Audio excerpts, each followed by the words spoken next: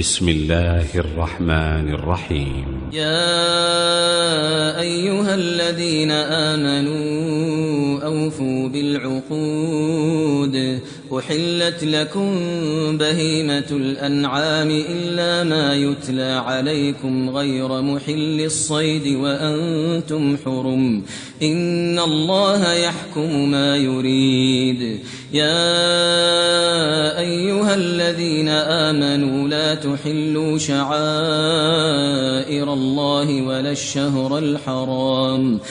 الشهر الحرام ولا الهدي ولا القلائد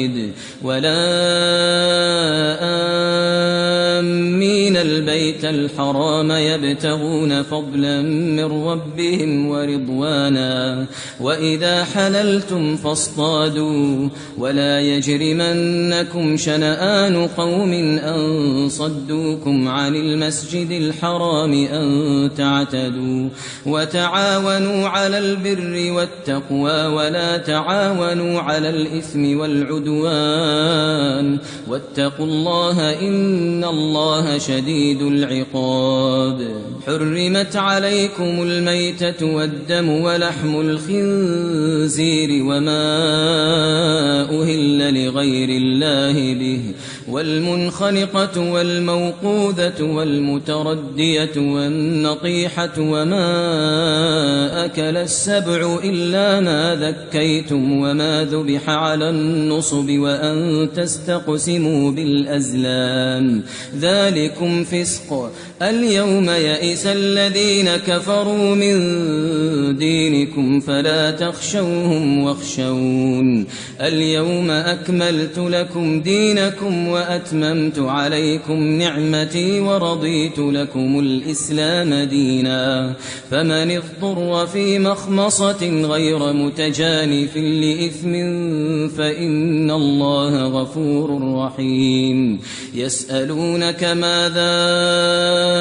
أحل لهم قل أحل لكم الطيبات وما علمتم من الجوارح مكلبين تعلمونهن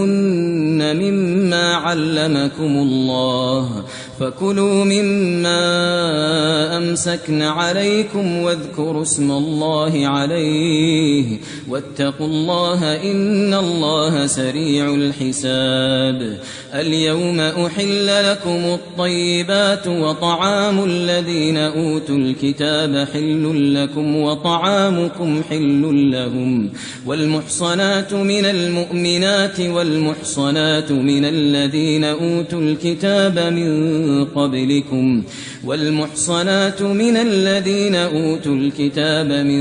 قبلكم إذا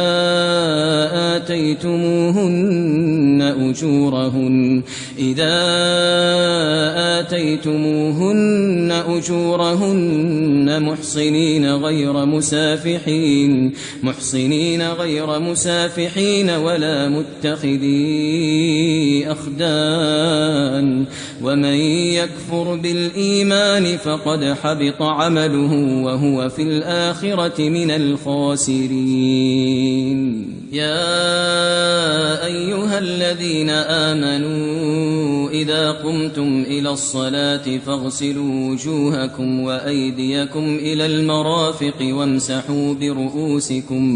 وامسحوا برؤوسكم وأرجلكم إلى الكعبين وإن كنتم جنبا فاطهروا وإن كنتم مرضى أو على سفر أو جاء أحد منكم من الغائط أو لامستم النساء فلم تجدوا ماء فتيمموا صعيدا طيبا فامسحوا بوجوهكم وأيديكم منه ما يريد الله ليجعل عليكم من حرج ولكن يريد ليطهركم وليتم نعمته عليكم لعلكم تشكرون واذكروا نعمة الله عليكم وميثاقه الذي واثقكم به إذ قلتم سمعنا وأطعنا واتقوا الله إن الله عليم بذات الصدور. يا أيها الذين آمنوا كونوا قوامين لله شهداء بالقسط ولا يجرمنكم شنآن قوم على ألا تعدلوا اعدلوا هو أقرب للتقوى واتقوا الله إن الله خبير بما تعملون. وعد الله الذين آمنوا وعملوا الصالحات لهم مغفرة وأجر عظيم والذين كفروا وكذبوا بآياتنا أولئك أصحاب الجحيم. يا أيها الذين آمنوا اذكروا نعمة الله عليكم إذ هم قوم أن يبسطوا إليكم أيديهم فكف أيديهم عنكم واتقوا الله وعلى الله فليتوكل المؤمنون. ولقد أخذ الله ميثاق بني إسرائيل وبعثنا منهم 12 نقيبا وقال الله إني معكم لئن أقمتم الصلاة وآتيتم الزكاة وآمنتم برسلي وعزرتموهم وأقرضتم الله قرضا حسنا لأكفرن عنكم سيئاتكم ولأدخلنكم جنات تجري من تحتها الأنهار فمن كفر بعد ذلك منكم فقد ضل سواء السبيل. فبما نقضهم ميثاقهم لعناهم وجعلنا قلوبهم قاسية يحرفون الكلم عن مواضعه ونسوا حظا مما ذكروا به ولا تزال تطلع على خائنة منهم إلا قليلا منهم فاعف عنهم واصفح إن الله يحب المحسنين. ومن الذين قالوا إنا نصارى أخذنا ميثاقهم فنسوا حظا مما ذكروا به فأغرينا بينهم العداوة والبغضاء إلى يوم القيامة وسوف ينبئهم الله بما كانوا يصنعون. يا أهل الكتاب قد جاءكم رسولنا يبين لكم كثيرا مما كنتم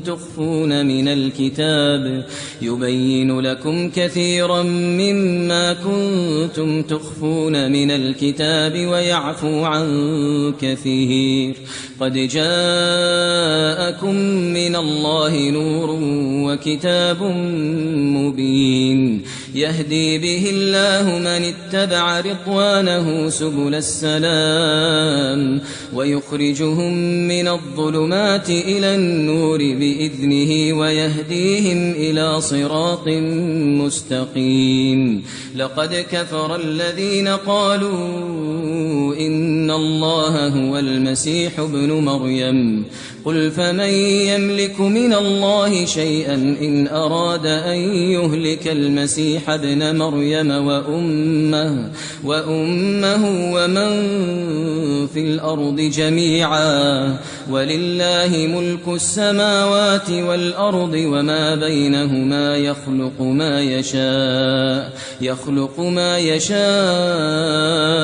والله على كل شيء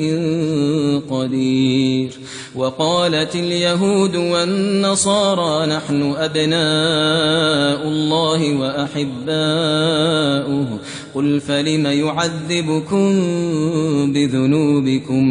قل فلم يعذبكم بذنوبكم بل أنتم بشر ممن خلق يغفر لمن يشاء ويعذب من يشاء ولله ملك السماوات والأرض وما بينهما وإليه المصير يا أهل الكتاب قد جاءكم رسولنا يبين لكم على فترة من الرسل أن تقولوا ما جاءنا من بشير ولا نذير فقد جاءكم بشير ونذير والله على كل شيء قدير وإذ قال موسى لقومه يا قوم اذكروا نعمة الله عليكم إذ جعل فيكم أنبياء وجعلكم ملوكا وآتاكم ما لم يؤت أحدا من العالمين يا قوم ادخلوا الأرض المقدسة التي كتب الله لكم ولا ترتدوا على أدباركم فتنقلبوا خاسرين قالوا يا موسى إن فيها قوما جبارين وإنا لن ندخلها حتى يخرجوا منها فإن يخرجوا منها فإنا داخلون قال رجلان من الذين يخافون أنعم الله عليهم ادخلوا عليهم الباب فإذا دخلتموه فإنكم غالبون وعلى الله فتوكلوا إن كنتم مؤمنين قالوا يا موسى إنا لن ندخلها أبدا ما داموا فيها فاذهب أنت وربك فقاتلا إنا هاهنا قاعدون قال رب إني لا أملك إلا نفسي وأخي فافرق بيننا وبين القوم الفاسقين قال فإنها محرمة عليهم 40 سنة يتيهون في الأرض فلا تأس على القوم الفاسقين واتل عليهم نبأ ابني آدم بالحق إذ قربا قربانا فتقبل من أحدهما ولم يتقبل من الآخر قال لأقتلنك قال إنما يتقبل الله من المتقين لئن بسطت إلي يدك لتقتلني ما أنا بباسط يدي إليك لأقتلك إني أخاف الله رب العالمين إني أريد أن تبوء بإثمي وإثمك فتكون من أصحاب النار وذلك جزاء الظالمين إني أريد أن تبوء بإثمي وإثمك فتكون من أصحاب النار وذلك جزاء الظالمين فطوعت له نفسه قتل أخيه فقتله فأصبح من الخاسرين فبعث الله غرابا يبحث في الأرض ليريه كيف يواري سوءة أخيه قال يا ويلتى أعجزت أن أكون مثل هذا الغراب فأواري سوءة أخي فأصبح من النادمين. من أجل ذلك كتبنا على بني إسرائيل أنه من قتل نفسا بغير نفس أو فساد في الأرض فكأنما قتل الناس جميعا ومن أحياها فكأنما أحيا الناس جميعا. ولقد جاءتهم رسلنا بالبينات ثم إن كثيرا منهم بعد ذلك في الأرض لمسرفون. إنما جزاء الذين يحاربون الله ورسوله ويسعون في الأرض فسادا أن يقتلوا أو يصلبوا أو تقطع أيديهم وأرجلهم من خلاف أو ينفوا من الأرض ذلك لهم خزي في الدنيا ولهم في الآخرة عذاب عظيم. إلا الذين تابوا من قبل أن تقدروا عليهم فاعلموا أن الله غفور رحيم. يا أيها الذين آمنوا اتقوا الله وابتغوا إليه الوسيلة وجاهدوا في سبيله لعلكم تفلحون. إن الذين كفروا لو أن لهم ما في الأرض جميعا ومثله معه ليفتدوا به من عذاب يوم القيامة ما تقبل منهم ولهم عذاب أليم. يريدون أن يخرجوا من النار وما هم بخارجين منها ولهم عذاب مقيم. والسارق والسارقة فاقطعوا أيديهما جزاء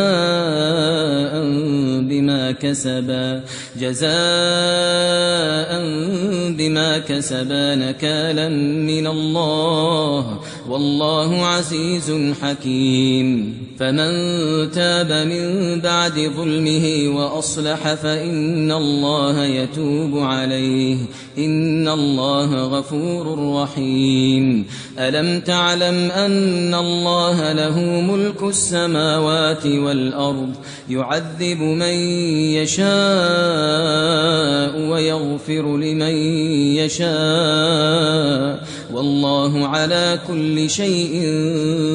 قدير. يا أيها الرسول لا يحزنك الذين يسارعون في الكفر من الذين قالوا آمنا بأفواههم ولم تؤمن قلوبهم ومن الذين هادوا سماعون للكذب سماعون لقوم آخرين لم يأتوك يحرفون الكلم من بعد مواضعه يقولون إن أوتيتم هذا فخذوه وإن لم تؤتوه فاحذروا ومن يرد الله فتنته فلن تملك له من الله شيئا أولئك الذين لم يرد الله أن يطهر قلوبهم لهم في الدنيا خزي ولهم في الآخرة عذاب عظيم. سماعون للكذب أكالون للسحت فإن جاءوك فاحكم بينهم أو أعرض عنهم وإن تعرض عنهم فلن يضروك شيئا وإن حكمت فاحكم بينهم بالقسط إن الله يحب المقسطين. وكيف يحكمونك وعندهم التوراة فيها حكم الله ثم يتولون من بعد ذلك وما أولئك بالمؤمنين إنا أنزلنا التوراة فيها هدى ونور يحكم بها النبيون الذين أسلموا للذين هادوا والربانيون والأحبار بما استحفظوا من كتاب الله وكانوا عليه شهداء فلا تخشوا الناس واخشوني ولا تشتروا بآياتي ثمنا قليلا ومن لم يحكم بما أنزل الله فأولئك هم الكافرون وكتبنا عليهم فيها أن النفس بالنفس والعين بالعين والأنف بالأنف والأذن بالأذن والسن بالسن والجروح قصاص فمن تصدق به فهو كفارة له ومن لم يحكم بما أنزل الله فأولئك هم الظالمون وقفينا على آثارهم بعيسى ابن مريم مصدقا لما بين يديه من التوراة وآتيناه الإنجيل فيه هدى ونور ومصدقا لما بين يديه من التوراة وهدى وموعظة للمتقين وليحكم أهل الإنجيل بما أنزل الله فيه ومن لم يحكم بما أنزل الله فأولئك هم الفاسقون وأنزلنا إليك الكتاب بالحق مصدقا لما بين يديه من الكتاب ومهيمنا عليه فاحكم بينهم بما أنزل الله ولا تتبع أهواءهم عما جاءك من الحق لكل جعلنا منكم شرعة ومنهاجا ولو شاء الله لجعلكم أمة واحدة ولكن ليبلوكم فيما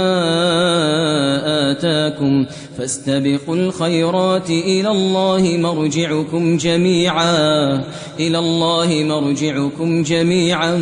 فينبئكم بما كنتم فيه تختلفون وأن احكم بينهم بما أنزل الله ولا تتبع أهواءهم واحذرهم أن يفتنوك عن بعض ما أنزل الله إليك فإن تولوا فاعلم أنما يريد الله أن يصيبهم ببعض ذنوبهم وإن كثيرا من الناس لفاسقون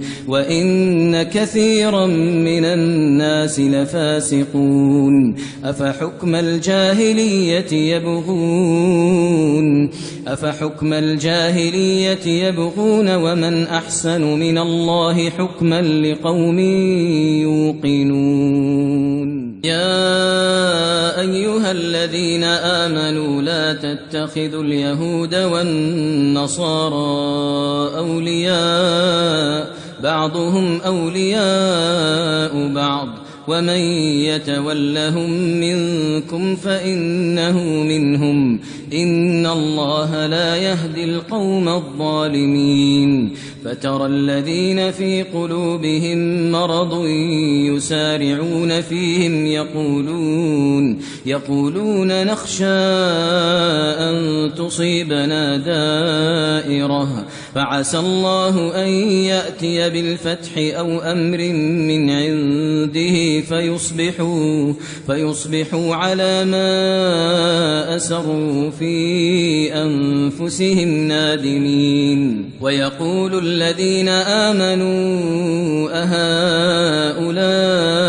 الذين أقسموا بالله جهد أيمانهم إنهم لمعكم حبطت أعمالهم فأصبحوا خاسرين يا أيها الذين آمنوا من يرتد منكم عن دينه فسوف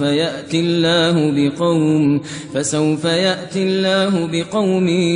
يحبهم ويحبونه أذلة على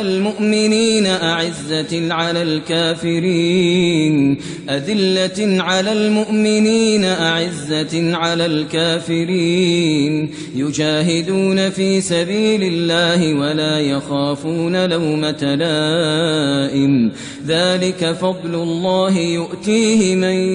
يشاء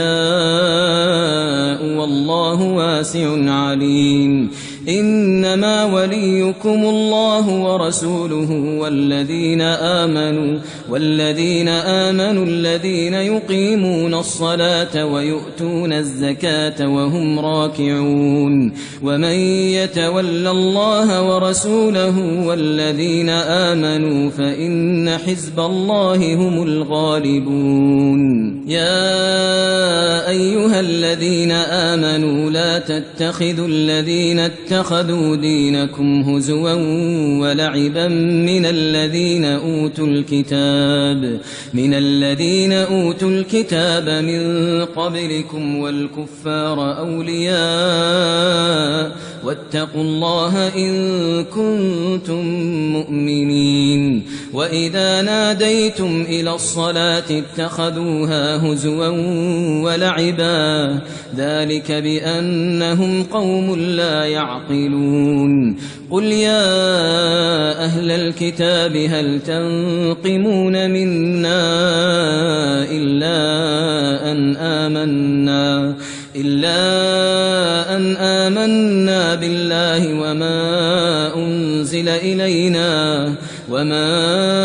أنزل إلينا وما أنزل من قبل وأن أكثركم فاسقون قل هل أنبئكم بشر من ذلك مثوبة عند الله من لعنه الله وغضب عليه وجعل منهم القردة والخنازير وعبد الطاغوت أولئك شر مكانا وأضل عن سواء السبيل وإذا جاءوكم قالوا آمنا وقد دخلوا بالكفر وهم قد خرجوا به والله أعلم بما كانوا يكتمون وترى كثيرا منهم يسارعون في الإثم والعدوان وأكلهم السحت لبئس ما كانوا يعملون لولا ينهاهم الربانيون والأحبار عن قولهم الإثم وأكلهم السحت لبئس ما كانوا يصنعون وقالت اليهود يد الله مغلولة غلت أيديهم ولعنوا بما قالوا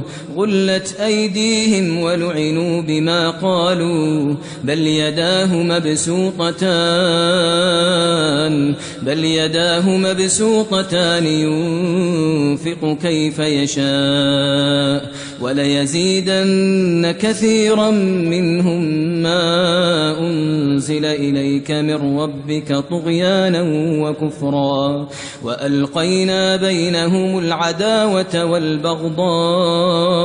إلى يوم القيامة كلما أوقدوا نارا للحرب أطفأها الله ويسعون في الأرض فسادا والله لا يحب المفسدين ولو أن أهل الكتاب آمنوا واتقوا لكفرنا عنهم سيئاتهم ولأدخلناهم جنات النعيم ولو أنهم أقاموا التوراة والإنجيل وما أنزل إليهم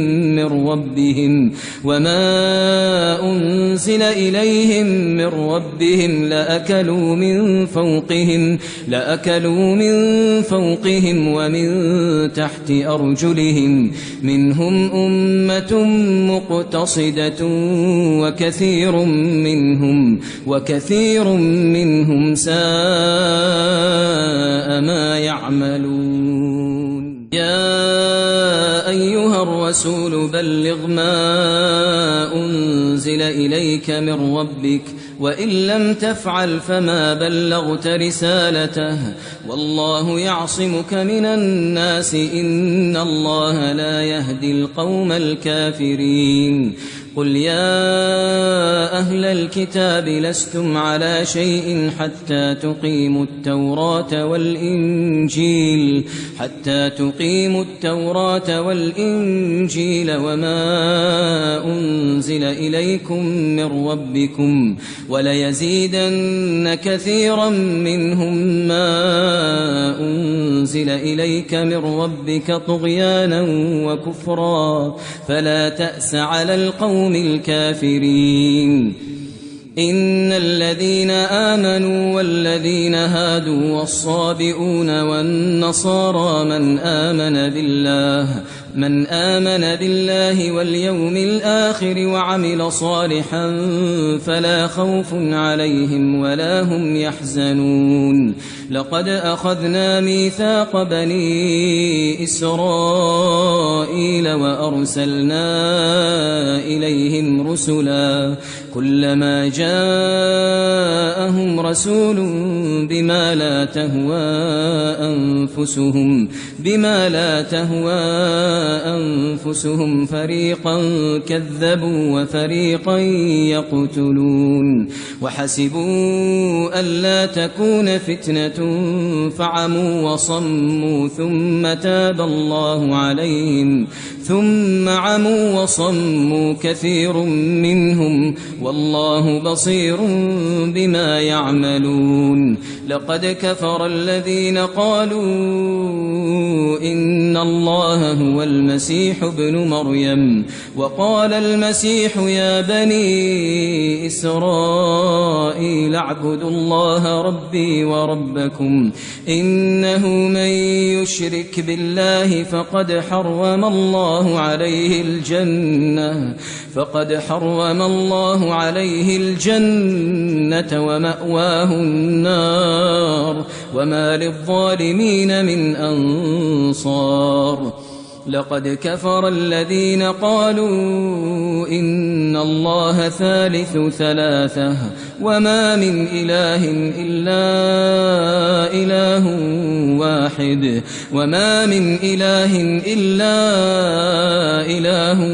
واحد وإن لم ينتهوا عما يقولون ليمسن الذين كفروا منهم عذاب أليم أفلا يتوبون إلى الله ويستغفرونه والله غفور رحيم أفلا يتوبون إلى الله ويستغفرونه والله غفور رحيم ما المسيح ابن مريم إلا رسول قد خلت من قبله الرسل وأمه صديقة كانا يأكلان الطعام انظر كيف نبين لهم الآيات انظر كيف نبين لهم الآيات ثم انظر أنا يؤفكون قل أتعبدون من دون الله ما لا يملك لكم ضرا ولا نفعا قل أتعبدون من دون الله ما لا يملك لكم ضرا ولا نفعا والله هو السميع العليم قل يا أهل الكتاب لا تغلوا في دينكم غير الحق ولا تتبعوا أهواء قوم قد ضلوا من قبل وأضلوا كثيرا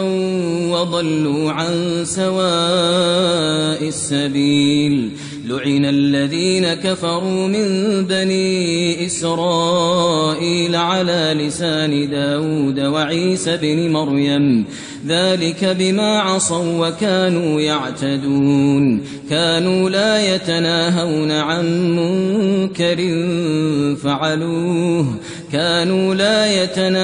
عن منكر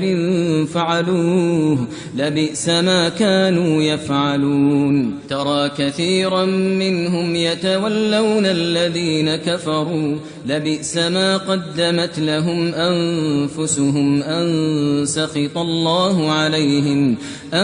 سخط الله عليهم وفي العذاب هم خالدون ولو كانوا يؤمنون بالله والنبي وما أنزل إليه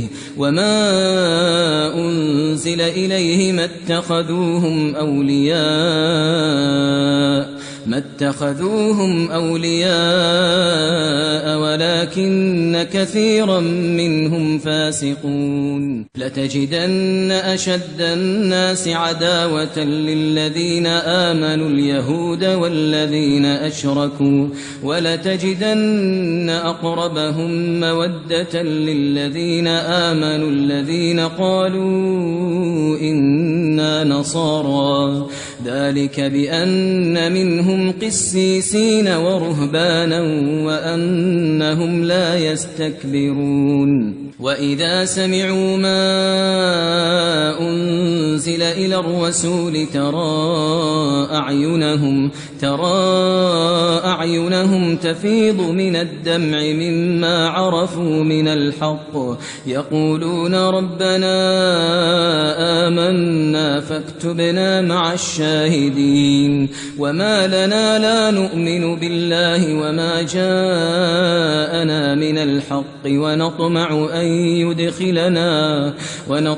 أن يدخلنا ربنا مع القوم الصالحين فأثابهم الله بما قالوا جنات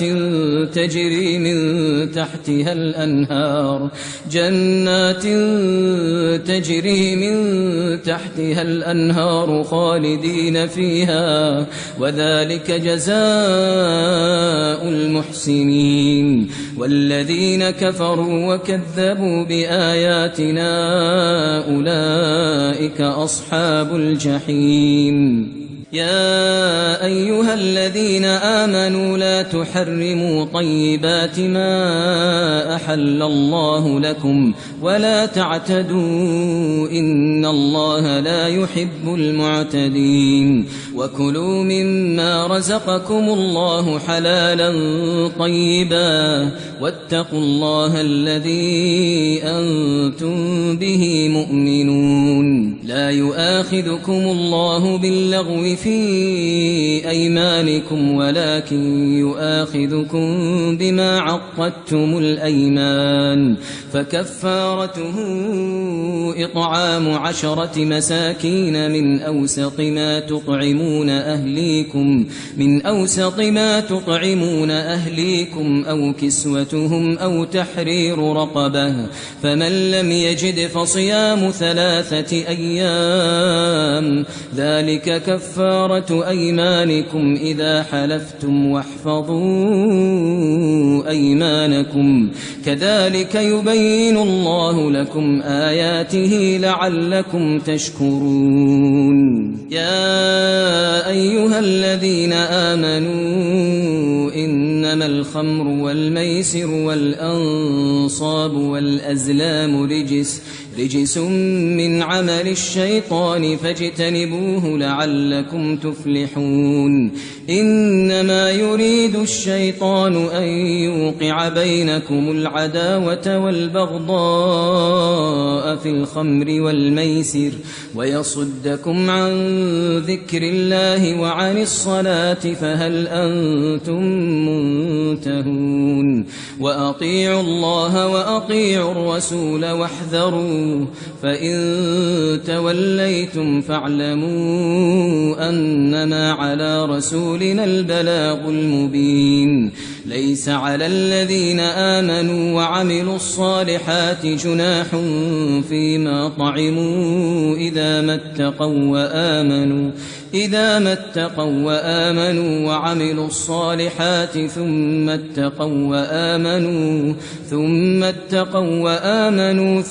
اتقوا وأحسنوا والله يحب المحسنين يا أيها الذين آمنوا ليبلونكم الله بشيء من الصيد تناله أيديكم ورماحكم ليعلم الله من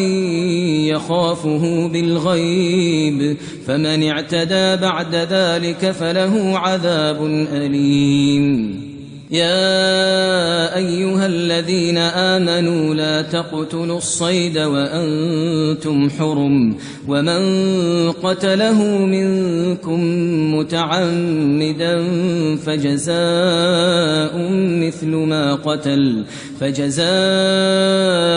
مثل ما قتل من النعم يحكم به ذوى عدل منكم هديا بالغ الكعبة أو كفارة طعام مساكين أو عدل ذلك صياما ليذوق وبال أمره عفى الله عما سلف ومن عاد فينتقم الله منه والله عزيز ذو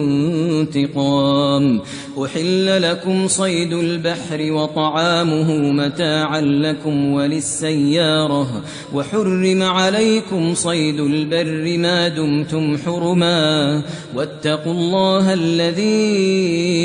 إليه تحشرون جعل الله الكعبة البيت الحرام قياما للناس والشهر الحرام والهدي والقلائد ذلك لتعلموا أن الله يعلم ما في السماوات وما في الأرض وأن الله بكل شيء عليم اعلموا أن الله شديد العقاب وأن الله غفور رحيم ما على الرسول إلا البلاغ والله يعلم ما تبدون وما تكتمون قل لا يستوي الخبيث والطيب ولو أعجبك كثرة الخبيث فاتقوا الله يا أولي الألباب لعلكم تفلحون يا أيها الذين آمنوا لا تسألوا عن أشياء إن تبد لكم تسؤكم وإن تسألوا عنها حين ينزل القرآن تبد لكم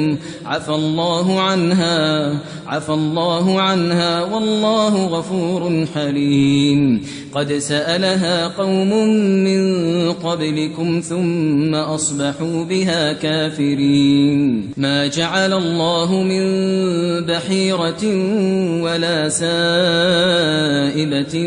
ولا وصيلة ولا حام ولكن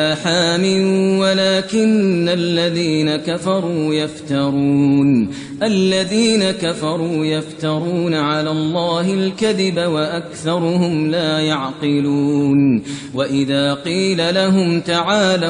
تعالوا إلى ما أنزل الله وإلى الرسول قالوا حسبنا ما وجدنا عليه آباءنا أولو كان آباؤهم لا يعلمون شيئا ولا يهتدون يا أيها الذين آمنوا عليكم أنفسكم لا يضركم من ضل إذا اهتديتم إلى الله مرجعكم جميعا فينبئكم بما كنتم تعملون يا أيها الذين آمنوا شهادة بينكم إذا حضر أحدكم الموت حين الوصية اثنان ذوى عدل منكم أو آخران من غيركم إن أنتم ضربتم في الأرض فأصابتكم مصيبة الموت تحبسونهما من بعد الصلاة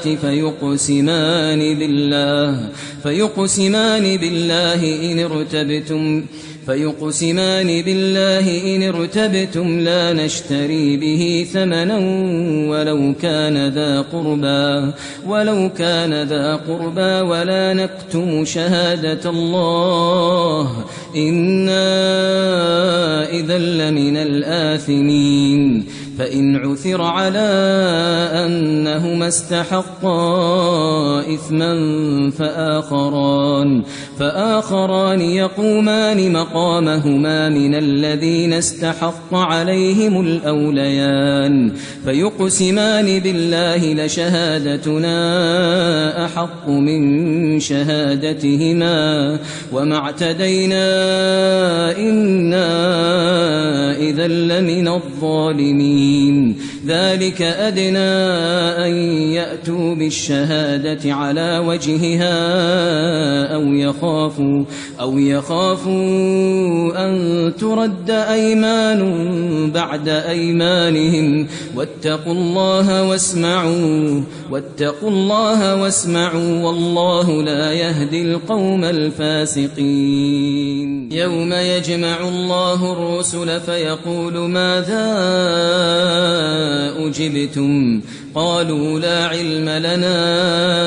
إنك أنت علام الغيوب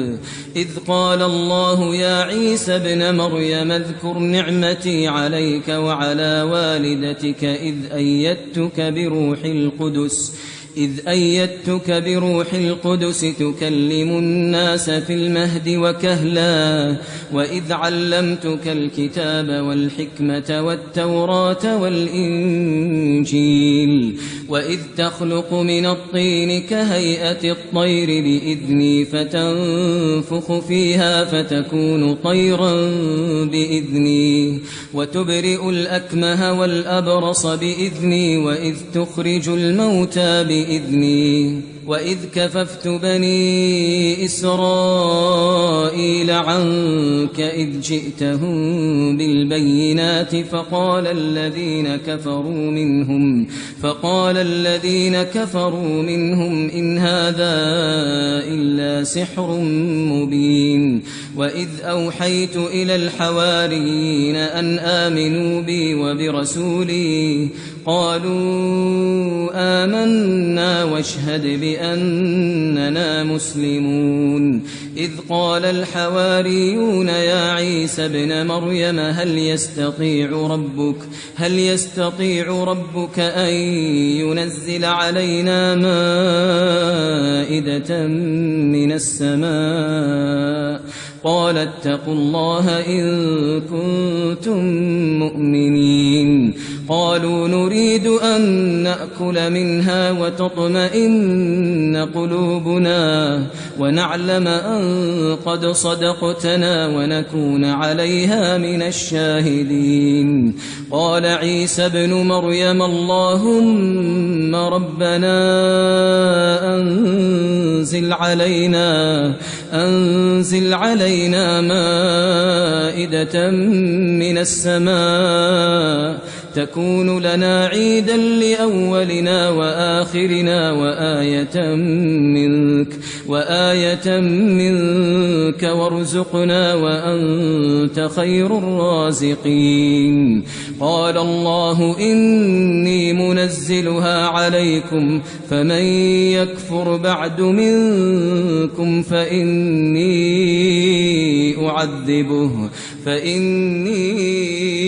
أعذبه عذابا لا أعذبه أحدا من العالمين. وإذ قال الله يا عيسى ابن مريم أأنت قلت للناس اتخذوني وأمي إلهين من دون الله قال سبحانك ما يكون لي أن أقول ما ليس لي بحق إن كنت قلته فقد علمته تعلم ما في نفسي ولا أعلم ما في نفسك إنك أنت علام الغيوب. ما قلت لهم إلا ما أمرتني به أن اعبدوا الله ربي وربكم وكنت عليهم شهيدا ما دمت فيهم فلما توفيتني كنت أنت الرقيب عليهم وأنت على كل شيء شهيد. إن تعذبهم فإنهم عبادك وإن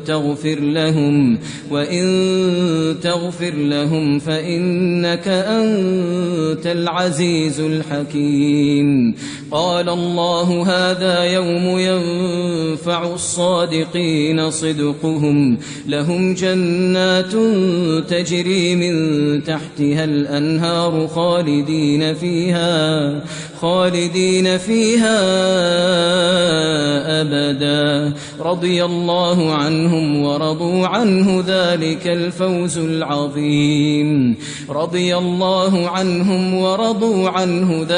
الفوز العظيم. لله ملك السماوات والأرض وما فيهن وهو على كل شيء